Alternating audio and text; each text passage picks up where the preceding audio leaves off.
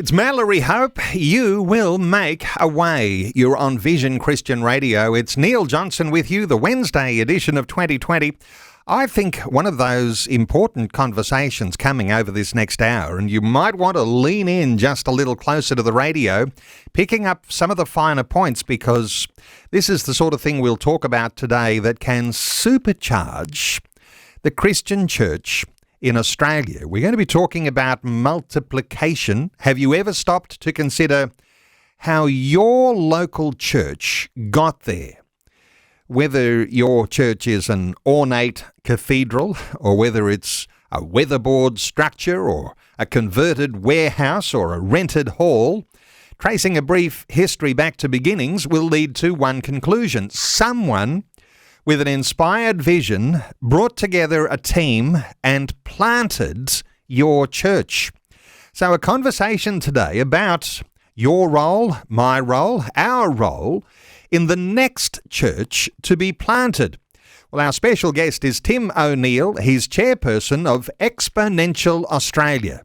They have a vision to see Australian Christians right across the breadth of the entire church develop a fresh passion and commitment to multiplying. There are amazing stories that are emerging from the developing world, and as crazy as it may sound to some, perhaps we all need to be in churches that plant churches that plant churches. Tim O'Neill, a special welcome along to 2020. Thank you, Neil. Hey, Tim, on-the-ground stories that are coming from around the world, and perhaps even biggest in some nations where we'd say this is part of the developing world. These sorts of stories are emerging of churches multiplying, and I guess we're going to be talking about how that applies to our Australian context too. But what are you hearing about multiplication of churches in the developing world? Look, in the developing world, there's some incredible stories. I've had personal experience of one movement that was started in the developing world 25 years ago, and it was started from scratch. And over that time, there have been 45,000 churches planted. We've had some guests on this station over the years, and talking about the sorts of exponential growth that can happen in church life. And so there are not only churches in places like India, but in Africa right now, where there is Correct. this exponential growth. You're hearing stories like this all the time? Oh, absolutely. And in fact, Steve Addison, in a book that he recently put out, he wrote about the explosion of multiplication ministries around the world. And in fact, researchers that he quotes in his book, Movements and the Acts of God, have estimated that there are approximately 5 million churches around the world that are part of multiplication movements now. Okay, so around the world, churches are in multiplication mode. And from time to time, I've shared on this program just the growth of what's happening in African churches, in South American churches, the growth of the church in China. Listeners who are regular listeners to this program know that there are amazing things that are happening around the world. So in saying that, we want to be able to bring a contrast to what's happening here in Australia, because perhaps we're not seeing amazing things here in Australia so far as church planting and multiplication. But what's your impression here? Look, perhaps if I can just give one starting point, and that is the Great Commission in Matthew 28, 19 and 20. Jesus instructed us to go and make disciples of all nations. And then he said, teaching them to obey everything that I've commanded you. But in Western countries, we tend to truncate that to teaching them everything I have commanded you, not teaching them to obey. As a result, in Western countries, discipleship tends to be modelled around a knowledge base rather than an application base. But in developing countries, it's very, very clear. When you become a disciple, there is an expectation as to what that means. For example, if I can just give one example from Scripture, Jesus says, follow me and I'll make you fishers of people. Now, there are a lot of people in our nation who claim to be followers of Jesus, but there are not a lot of people who are out there fishing for people at the same time. All right. Now, fishing for people, and this is an interesting one because if you want to include a wider number in this fishing for people project, you've really got to embrace how you involve yourself with new church expressions. And this is, I guess, what we're talking about in planting churches. How do you describe the sort of things that need to happen to create these new expressions? Yeah, that's a really good question, Neil. I think with the new expressions, one of the things that we have to consider is that the church will take on a form that is relevant to the culture of the day. We've got our biblical principles that don't change. But then we have the culture of the day. For a church to be effective, it's actually reaching into that culture. Now, the thing is that our culture has changed very, very quickly, but generally the way we do church has not changed significantly. And so what we're seeing around the world is an experimentation that is taking place in some sectors where people are actually working out and looking at, well, what does it mean to do church? Do I have to be full-time vocational as a minister, or could I perhaps be co-vocational or bi-vocational and do church in a different way? Does it have to be on Sunday? Can there be specific church groups, for example, that target different demographics? We have to, I think, get out the playbook, or put away the playbook of the past and develop a playbook for the future if we want to see church reaching our culture again. Inspiring words.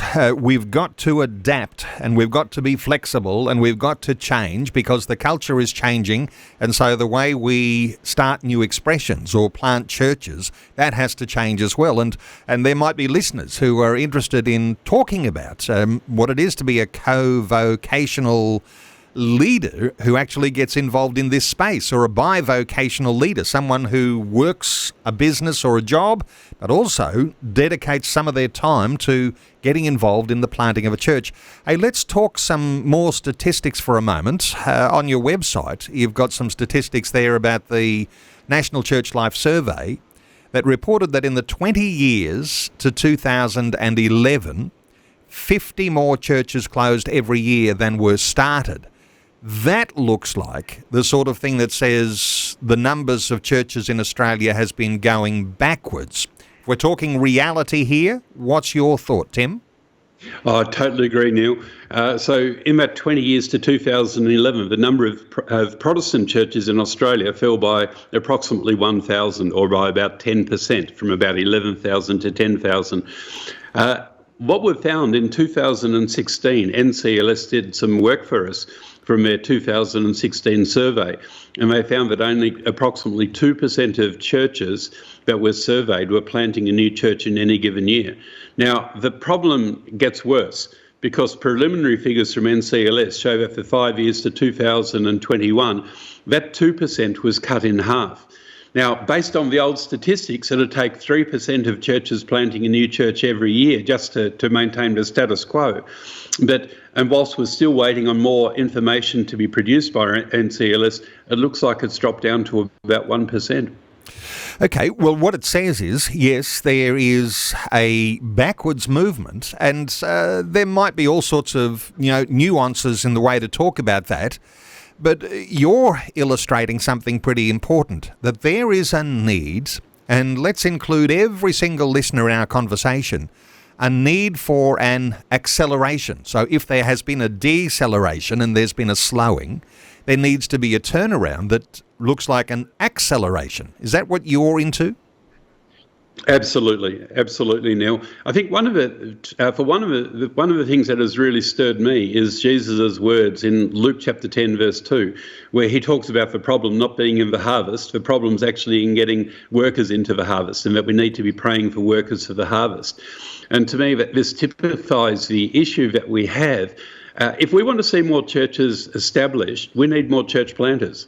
We need more workers who are actually going into the harvest. And so for me, the core problem actually comes down to this, the fact that we're not raising up enough men and women who will actually go into the harvest as planters. Tim, let me ask you where the inspiration comes from. Is it the local church leader who helps to inspire these church planting opportunities?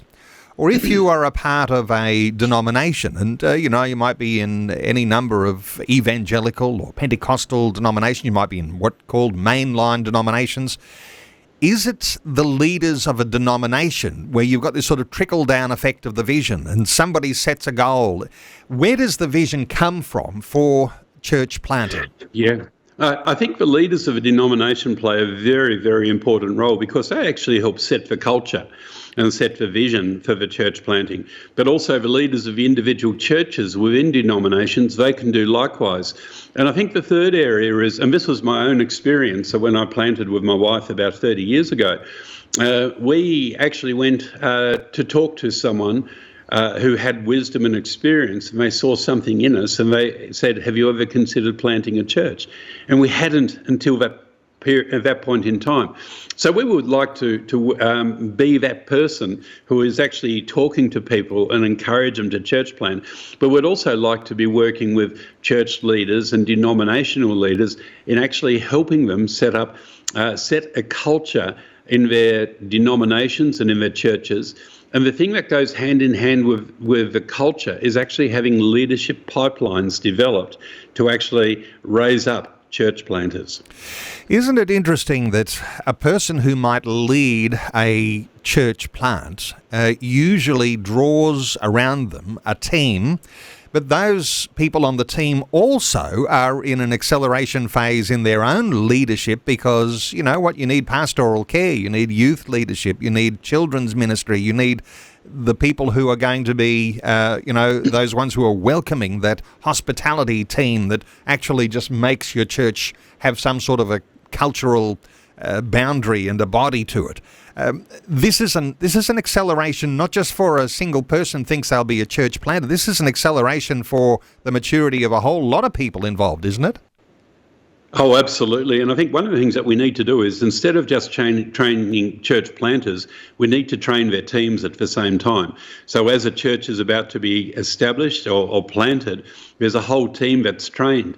And I think what we find is that when there is a team that is going into the harvest like this, all of a sudden they'll take a degree of responsibility and ownership that is far, far greater than when they're just serving under someone else in an existing church. So it's certainly an impetus for growth to take place.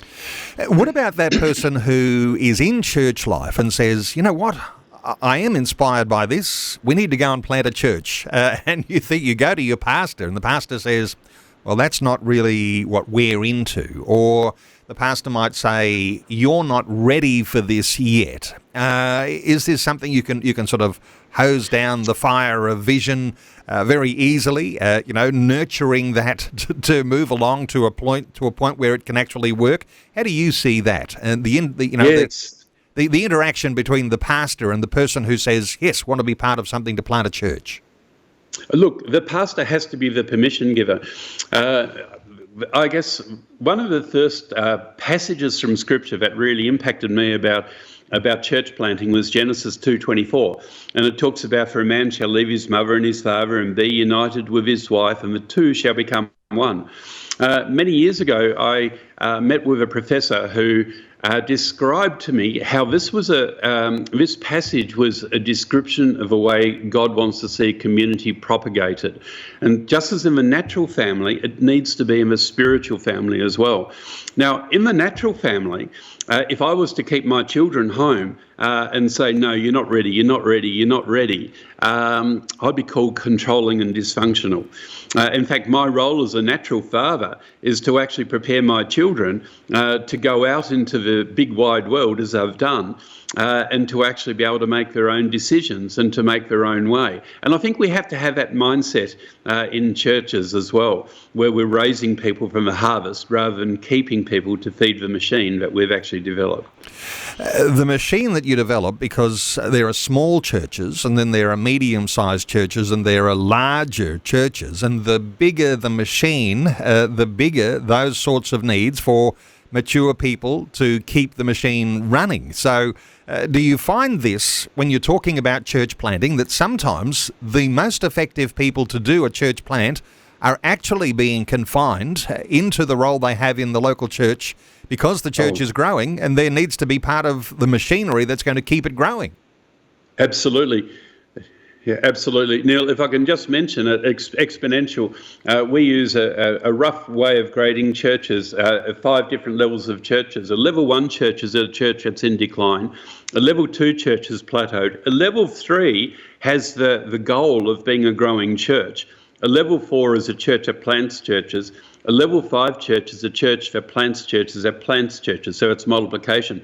What we find and what we have found in various countries is that churches that have as their main target growth, they want to be perhaps the biggest or the best church in their city, those churches will take the financial and people resources that they have to actually to continue that growth. So believe it or not, but what we've actually found is that it's probably the plateaued churches that are often the more successful church planting churches rather than the ones that have as that holy grail, if you like, growth. Well, no doubt there's listeners right now who are thinking, where does my church fit into all of that? You know, a 5-point sort of different levels of churches. Well, I do want to open our talkback line, and there might be listeners who'd like to contribute to our conversation today. You might have a question. You might have a comment. You might even have a critique for the conversation. You might be genuinely interested in how you might make this work in your own church, and you'd like a little bit of insight. And that might be an opportunity today. So let's open talkback line on 1-800 316 316. 1-800 316 316. Tim O'Neill is our special guest through this hour. He's chairperson of Exponential Australia. Yes, they've got a conference coming up as well in Gold Coast in Queensland. The Ignite a Culture of Multiplication. Exponential Australia, the conference coming up 17th and 18th of October at Robina on the Gold Coast. We'll take some calls very shortly. Tim O'Neill is our guest. Our talkback line is open 1-800 316 316 to contribute to our conversation today. We're talking about accelerating efforts to plant churches. Let's take a call. Tim O'Neill is our guest. He's chairperson of Exponential Australia. Let's take a call. George is in Rooty Hill in Sydney. Hello, George. Welcome. Yeah. G'day, gentlemen. Thank you for taking my call. It's been an interesting conversation, isn't it?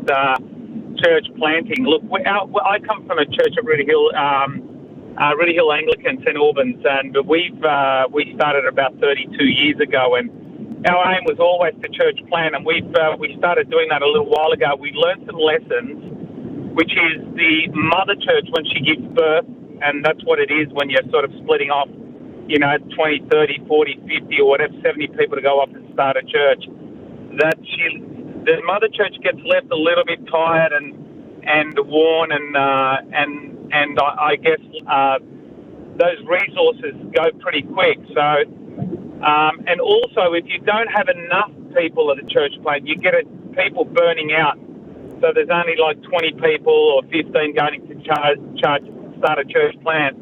You find that people there work really hard and for a long time, and they get burnt out, and that's probably one of the reasons. And that we found is that we need to grow the church, the regional mother church, to be big enough and healthy enough to give birth, and then when we actually do give birth, we're giving away around about 70 people.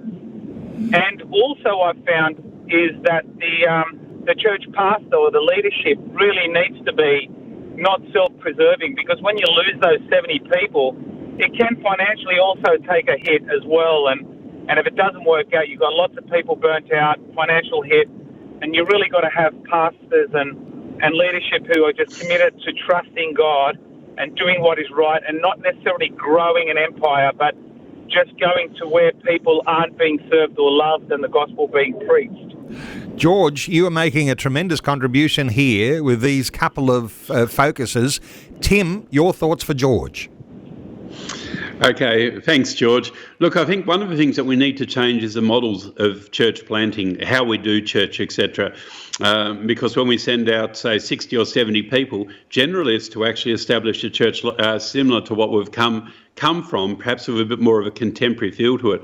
My own experience, when my wife and I planted a church, we planted with 4 people, and we gathered a core team after that. So it doesn't always have to be that big way of doing it. So I would just really encourage that we have to look for bivocational models, co-vocational models. We have to look at micro churches. We have to look at a whole range of different options rather than just planting what has been done in the past. And the other part of your comment and question there, George, was around pastors and empires. The thought of building a very big mothership sort of thing. Thoughts here, Tim? Yeah, I think that's a very important thought, because I think ultimately the call to church plant, I see three things in it. One is the call to be a shepherd to people. The second is the call to make disciples. And the third is the call to lovingly engage, as Jesus would with his new commandment, to love like he would. And God may well give people later on a vision for a substantial church or a substantial impact at some point in time. But I think we have to be really wary that we don't have vision that comes from either our ego or the ego of the pastor of ascending church, because that's how empires do originate. Now, with being a shepherd, if Jesus is calling you to shepherd a bunch of people, it may be 20 people, it may be 100 people, it may be 1,000 people, but Jesus says he will build his church, and I think we have to respect that. Okay, George, thank you so much for your call. Our talkback line open 1-800-316-316. Let's take another call. Andrew is in Port Campbell in Victoria. Hi, Andrew. Welcome. Good morning, Neil. Good morning, Tim. Love the show. I sort of think a lot of churches are so inward-looking, just trying to preserve what they've got, and they just can't look beyond the walls of their church. And anything that might introduce some newness or is sort of seen as a bit of a threat. And I think a lot of people see evangelism and outreach as just a way of getting more backsides on seats rather than getting people over the line into the kingdom of God. Really good insights there. Andrew, Tim, thoughts for Andrew? Yeah, Andrew, I agree that there are churches that are like that, and to me it's a shame. And those churches will probably never change their culture, not radically anyway, and perhaps the best opportunity is for them to actually look at doing something new with some of their people, that is actually establishing something new. For example, sending a few people out to plant a church or a micro church rather than trying to change the existing church. What the existing church can do is to encourage them, to shepherd the people who go out, to pray for them, perhaps to provide a bit of finance. But it's a very, very hard thing indeed to change the culture of an existing church. Andrew, thank you so much for your call. 1-800-316-316 to join in our conversation. Before we take another call, something here, because I'm sure there'll be some who are thinking, I want you to tell us it's easy to do this. But actually, Tim, I think what you're talking about, and I think what listeners will be picking up, is if you're going to give birth to another church, there is pain, there is commitment, there is the raising of that child into maturity. This is not an easy process we're talking about, is it? No, it's not. And we always encourage people to go through a thorough assessment process. Now, just the experience in various developed countries is where church planters do not go through a proper assessment process. Probably only about 30% of church plants survive. But where church planters go through a proper assessment process, it's probably up around the 85 or 90% success rate. And the thing that I would couple with that is having ongoing coaching and mentoring, and in particular with some of the hooking up with some of the church planting ministries around Australia, like Reach Australia or City to City or New Thing and various other ministries that are there, because they will help you walk the journey that must be walked. Let's take another call. Donna is in Albany in Western Australia. Hi, Donna. Welcome. Hello, how are you? Very well, Donna. What are your thoughts? Well, I think the churches I've been involved with have put their whole heart and soul into running it and trying to win people to God, and it's hard slog. And I've experienced a couple of moves to God when I was a teenager. I got saved in the Jesus movement at the end of it, and about 1995, there was another movement of God. I really do think we need a revival like God's hand to move over the nation, because there's a lot of opposition spiritually, and we need his hand and a revival. Donna, an interesting dimension to bring to a conversation like this. It's one thing to go the hard slog and be involved in a church plant. Donna is saying, do we need a move of God, that God moves on hearts and people get inspired to do these things like planting churches? Tim, your thoughts for Donna? Oh, Donna, I think that's a great thought, and I think we do need to have audacious prayer taking place. For me, the focus for audacious prayer is actually sending workers into the harvest and seeing them raised up. And as Jesus said in Luke chapter 10, verse 2, we're to pray for him to send workers into the harvest. My own experience is that, and I'm not an evangelist, but my own experience is that there are a lot of people who are open to credible, if you like, declarations of the gospel, credible explanations of the gospel when we couple it with the love of Jesus. And I look at the way Alpha is being used around our country, and it's absolutely phenomenal being used as a tool. And so I think there are keys where we can actually see people come to faith. And sometimes I think we pray for revival in asking God to do what he's already told us to do. And so my focus very much is on praying for workers of the harvest, praying for boldness, praying for love, praying for opportunities to engage with people. Donna in Albany, WA, thank you so much for your call, Donna. It's news time, and we're continuing this conversation after Vision National News. We'll get into some more practical elements as well, but we are talking about church planting. In fact, we're asking that question, what the heck is multiplication ministry? Which is what we framed when we set up this conversation with Tim O'Neill, who is Chairperson of Exponential Australia. They've got a conference coming up, Exponential Australia 2023 conference, Ignite a Culture of Multiplication. It's on the Gold Coast in Queensland, 17th and 18th of October in Robina. So exponential.org.au is their website. We're back with more after Vision National News. Wonderful to have you along with us on this Wednesday edition of 2020. If you're just joining us, you're joining into a fascinating conversation on some levels you might never have even considered before. You might never have considered what God might have planned for you and your future, because we are talking today about multiplication ministry. And yes, what does that mean? We're talking about planting churches. Churches that plant churches that plant churches. And our talkback line is open on 1800 316 316. You can join in our conversation, a question, a comment. You might even have a critique for the conversation. That would be welcome too. But have you ever stopped to consider how your local church got there? Whether it's an ornate cathedral or a weatherboard structure, it could be a converted warehouse or a rented hall, tracing its brief history back to beginnings will lead to the conclusion that someone with an inspired vision brought together a team and planted your church. Our conversation today is about what your role might be in the next church to be planted.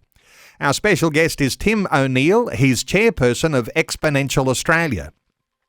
They've got a vision to see Australian Christians right across the breadth of the church develop a fresh passion and commitment to multiplying. There are amazing stories that are emerging from the developing world, and as crazy as it may seem, there is perhaps something we all need to do as be a part of churches that plant churches that plant churches. Tim O'Neill is our guest. We're taking calls 1800 316 316. Tim, before we take any more calls, let me ask you about denominations here. People might be thinking, who's this Tim O'Neill? Is he wanting to take everybody from all across the church and turn them into his denomination? How do you work with denominations across the spectrum? Yeah, well, no, we've connected with about 20 different denominations. the leaders of about 20 different denominations and probably another 35 networks across the country. And our role at Exponential is actually not to get in the way, but rather to help them. We regard ourselves as being like the Chamber of Commerce of church planting. So in other words, our role is to help provide a healthy environment for the denominations and the churches and the networks and the church planting ministries to thrive. So we're not competing with anyone. We won't get in the way of doing their work. We just want to help create a healthy environment.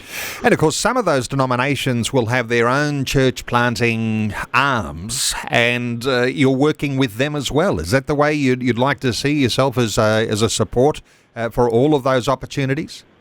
Absolutely. In fact, with our national conference coming up in October on the Gold Coast, we've got about 40 workshops that are being run, as well as having the keynote speakers. And we've got people from the main church planting ministries and people with church planting expertise from various denominations running those workshops. We want to find the wisdom that they've got, the experiences that they've got, and make them accessible to churches across our nation. Some will be saying, I'm a part of a home meeting, and it's not really denominationally aligned. Let's talk about micro-churches here for a few moments, because there is quite a substantial micro-church movement around Australia, people who are part of home group type churches. Some of them are aligned to denominations and some of them are not. How do you define what a new church plant actually is? You might have planted a new home group and then you call it a micro church. How do you get a definition here, Tim? I've actually steered away from getting a definition, Neil, because we don't want to constrain ourselves by saying, this qualifies and this doesn't. Instead, we just want people to have a go. We want people to get support, and we want people to grow healthy churches. I think one of the things with a micro-church, you mentioned micro-churches, we've heard of over 430 micro-churches that have been acknowledged or recognised around Australia, and often these are flying under the radar screen, so they're not in the surveys. But with a micro-church, there must be missional intent. In other words, it's not just if we look at the house church movement, often the house church movement began for pastoral care reasons, to actually to pastor and care for the people in those groups. Whereas typically with a micro-church, whilst care is part of it, definitely part of it, its reason for existence is actually missional. So you've got a leader in what might look like a home group, but that leader has intention of raising that group into eventually meeting in their own building or their own space and growing into an actual church. So there's something in the leadership there?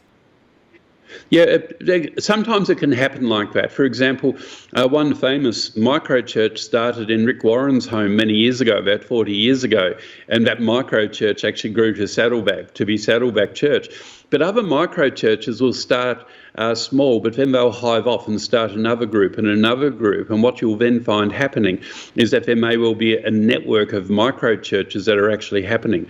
If I can give an example of this, there's a region in Australia where my wife and I drove through some time back, and many of the towns there in this particular region were only towns of 500 to 1,000. So they'll never support a large church. And those towns might have been, say, 10 or 15 kilometres away from each other. And I did some research. There were 55 towns in this actual region, most of them small. And so how are we going to reach the people in those towns? And I would say the only way, or the best way, is actually by starting something which is small and nimble in those towns, like a micro-church, but then having them networked so that there is a support across that whole region for the micro-church leaders and the micro-churches, so they're part of something bigger than just the individual microchurch. And that's also where accountability and a lot of the governance issues can be taken care of as well. Those governance issues, they become very important because, of course, there are regulations and all sorts of things that are governing the way churches function these days. So is there, if you are a part of a microchurch, or you might be a part of a home gathering which has aspirations to be a church, but you might not be aligned with one of the denominations, there's a real benefit to being a part of a denomination, isn't there? When you mention all of those things like accountability, if you're talking about things like doctrine, having a sound doctrinal belief base for your church, and even then the financial management. So there's got to be real benefits to be aligned. Yes, and if I can just add another couple, there's working with children and vulnerable people policies, there's insurance and ensuring that insurance is in place, and also as one of the recommendations from a recent Royal Commission into child abuse was about having pastoral supervision, so that the leaders of those churches actually have an external pastoral supervisor who is monitoring their health and well-being as well. So my strong preference is that microchurches will either be connected to a sending church, a mother church, who can help with those things, or alternatively that there be a network of microchurches that they're a part of, and that network of microchurches has, for example, its own eldership in place and looks after these issues. Let me ask you about viability, because some people who think of being the leader of a church, that you're automatically on, a full wage, and rarely does that happen in the experiences that I've had, and knowing lots of people who plant churches and do those sorts of things. Viability, because some will say it's not really a church until it's viable enough to be able to support a full-time pastor. How do you define what is viable if you're going to start something in its infancy like a microchurch? Yeah, great question. Perhaps if I can just twist that question a little bit and to look at what's desirable. And there was a fascinating book that came out in 2008, an ugly title. The title is The Coming Revolution in Church Economics. And it makes a very, very strong case for the fact that pastors of churches should, in many cases, be bivocational or co-vocational. Not in all cases. But if you look at, if I take myself as an example, my background is in business. From many years ago, I was a chartered accountant. I've done a lot of corporate mentoring. And so virtually my whole ministry career, I have also been engaged in the marketplace, which has kept me close to people, some people who are far from God, some people who are Christians, but it's enabled me to actually relate to those people and to have an evangelistic edge that's outside of a local church. I think the other aspect with one of the problems I see is that when a church cannot properly afford a wage for its pastor, but perhaps a pastor might be working full time for it, that pastor will often hang on beyond retirement age in that particular church because they can't afford to retire. And the church will end up dying over time, generally, when that happens. I think we've got a big issue. And also the associated issue is that the pastor's family probably isn't properly financially catered for during that time. So there are a lot of dynamics that we need to start talking about openly to do with financial viability, not only for the church, but for the pastor and their family as well. Tim, who have you seen to be the predominant age group that gets involved in planting churches? Is it that older believer who maybe is young enough but old enough, to have actually, they've got some sort of financial security behind them? They say, second wind of my life, I'm going to go and do something that I've always wanted to do. I'm going to serve God. I'm going to plant a church. And there's also a lot of wisdom in that older person. Or is there some room here for that young person with an aspiration for leadership? Who's doing the church planting? Are they younger people or are they older people? I would have to say that the majority of church planters I come across are probably in their early 30s, late 20s to early 30s. But really, we need all kinds of people planting all kinds of people to reach all kinds of people. And so I'm thinking now of a friend who is about 80 who just with his wife recently moved into an aged care facility, independent living aged care facility. This friend is having having a wow of a time, meeting with the other residents, and probably, quite possibly, may end up starting a church, a home church in that particular facility. And of course, once you get something started, and if you're in old age in an aged care facility, you might be a realist and say, somehow or other, I need a very quick succession plan here. Succession plans, these ideally start really on day one of setting out on a project like this, because you don't want to be the one who makes a start and you didn't count the cost as much, and then something happens to you have a health crisis or something happens, and then things fizzle. So the idea of having a sustainable succession plan, obviously that's going to be part of what you do if you're going to do these sort of things. It is, Neil. In fact, there's a term for that, and the term is actually planting pregnant. And now that might be a bit of a laugh for people who are in an aged care facility, but perhaps if I can just mention to you 4 principles of multiplication, which I think we need to adopt, not only for the elderly, an elderly situation, but all across the board. The first of the principles is when you're discipling someone, ask them who they are discipling, because there should be multiplication at the disciple levels, and this will apply to any age group. The second thing is, if you're leading something, you've got to have an apprentice leader, and whether it's a small group or a worship team or whatever.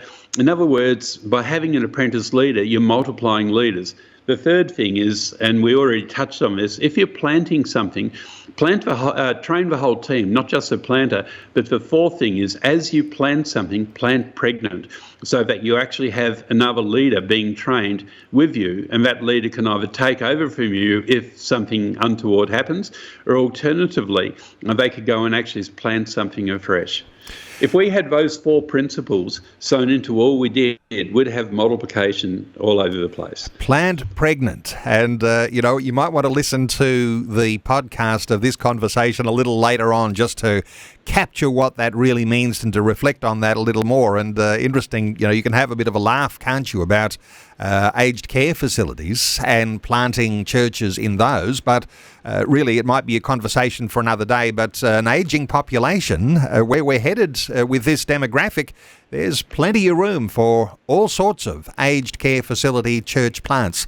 Hey, let me come back to the bivocational idea. You said if you're going to be planting a church, don't expect necessarily that the sending church will support you in full. If you are a bivocational person, you have a business, or you're able to pare back your hours to be able to survive and do a church planting, is there a perfect sort of a bivocational mix? You mentioned your background, an accountant and working in business. What about the tradie? What about the school teacher? What sort of perfect bivocational mix is there, Tim? Well, that's a great question too. In fact, I think bivocational can happen across any professions. I'm thinking at the moment of a person who will be taking over a church later this year, who's currently still working as a teacher 2 days a week. Then I think also of another person who has recently written a book, and I'm just trying to recall the gentleman's name, but he's written a book about bivocationalism. But he's also had Andrew Hamilton. That's right, it's Andrew Hamilton. Yes, his book is called The Future is Bivocational. Yes. Yes, that's correct. And he'll be presenting one of the workshops at our conference as well. And he's been a tradie who's had a business on the side. So it can work anywhere. I can easily envisage people who are working in the NDIS environment as carers also being able to work there a couple of days a week, but also then have a number of days a week in terms of their business as well. When I planted my church, I was actually full-time in the business world for the first 5 years. And the switch came only when I clearly heard from God, but now was the time to actually change. And being able to gauge when the time to change is right, because if you're starting a small church, it doesn't demand your whole full time.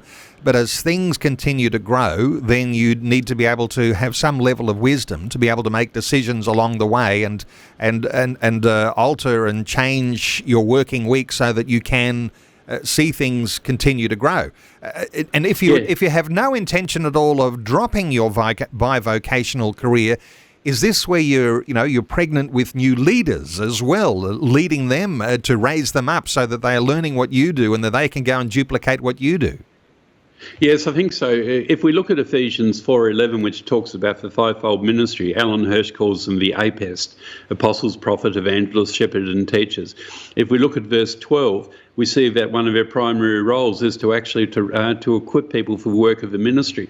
Now, the problem is when we're working full-time in a small environment, a small church, we'll often take on a sense of guilt about the fact that we should be doing more, and we end up developing our congregations to be consumers of a range of religious products and services because we do everything for them rather than actually equipping them and mobilising them into ministry.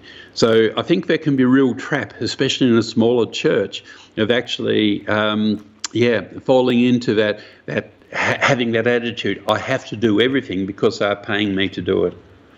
Now, a lot of denominations will set their own goals. They'll have a goal that they want to see this many churches planted or these many churches supported, those sorts of things. There's some goals that you've got in place too, and you'd like to see 1,000 new churches planted every year over the next 10 years, resulting in 5,000 new churches being planted over the next 10 years and leading to 45,000 additional salvations over this time. Just take us into this sort of goal, because I know that there'll be some who are saying, you know what, I think it's good to hear the inspiration of having a goal that's set, and give us some inspiration here about how this works for you, Tim. Okay, look, unless we do something radical, the church in this country is going to continue to go downhill. But we know it's God's will that none shall perish. And in fact, if we look biblically at the mandate for community, if you look at the dominion mandate in Genesis 1 and Genesis 9, we see the words go forth and multiply. And we have to recapture that as a church. Now, so we're working to try and see that stimulated over this 10-year period. We would love to be able to get to that point of seeing 1,000 new churches being planted every year. And if that can happen, that will actually see the church in Australia being renewed in the following 10 years, in the following decade. So it's substantial change that we're talking about. All right, well, time is now running out. There'll be some listening to our conversation today who are saying, I've been waiting to hear a conversation like this because I guess there's something in the person who's a potential church planter that, wants to have that flame stirred up, fanning into flame, the opportunity to go and do something significant. And there'll be listeners, and they might not be leaders of churches, but they're thinking, I need to find out more. You've got the conference coming up, the Exponential Australia 2023 conference. Give us a little insight here into the sorts of things that you'll cover at that conference and the sort of person who might benefit most from going along. Yeah, okay. Look, we really want to stimulate church planting, obviously. We'll be covering audacious prayer, we'll be covering intentional disciple-making, engagement with your local community, empowering leadership, dynamic church planting and rapid multiplication. Those are some of the big themes that we're actually going to be covering. Now, I would say that the people who should be coming along to this, so that if someone is interested in the possibility that perhaps God may be calling them to plant a church, they should come. They really should come. It will be a time of great inspiration as well practical information. Likewise, for church leaders or denominational leaders who actually want to get their head around what the next steps might be, they should come, because there's going to be plenty of food for thought for people like that there as well. I'm really excited about this conference. Yeah, it is a 2-day conference, 17th and 18th of October, at Robina on the Gold Coast in Queensland, and it's called the Exponential Australia 2023 Conference, Igniting a Culture of Multiplication. Tim O'Neill. Tim is the chairperson of Exponential Australia. Tim, it's been very insightful and so informative, and I think there'll be some who are really quite inspired. Let me give the website for those listeners who want to find out more and find out whether you're going to stream any of those sessions. Exponential.org.au. That's exponential.org.au to find out about that conference, 17th, 18th of October on the Gold Coast in Queensland, exponential.org.au. Tim O'Neill, thank you so much for taking some time to share your thoughts and your heart with us today on 2020. Thank you very much, Neil. It's been a pleasure.